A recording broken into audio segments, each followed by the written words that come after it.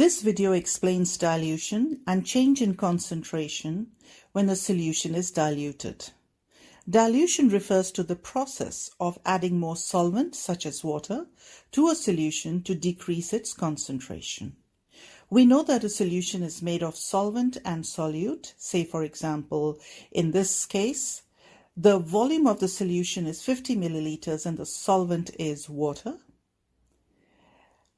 And the solute in the solution is sulfuric acid.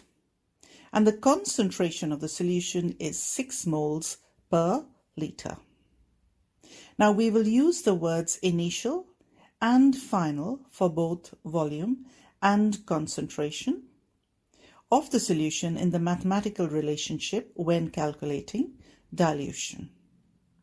So here the initial concentration is 6 moles per liter and the initial volume is 50 milliliters. In dilution, we add more solvent. So in this case, say we add 100 milliliters of water. Therefore, the final solution would have a different volume, and that would be 50 plus 100 milliliters, which is 150 milliliters. So now we will say that the final volume of the solution is 150 milliliters, but you will see that there are no extra sulfuric acid added to the final solution. Therefore, the amount in moles of sulfuric acid in 150 milliliters is the same as in 50 milliliters.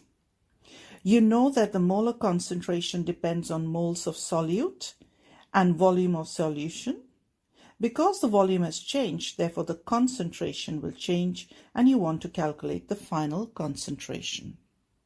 Mathematically, this is the relationship between initial and final concentrations and volumes. 1 represents initial, 2 represents final.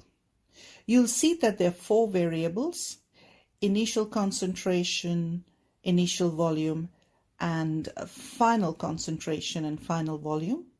In the question, 3 of the variables will be given and you have to determine the 4th unknown variable. Say, for example, you want to calculate what is the final concentration, C2. All you have to do is rearrange the equation to calculate C2 and insert the value of C1, V1 and V2 in the formula, and you would get the final concentration, which would be 2 moles per liter.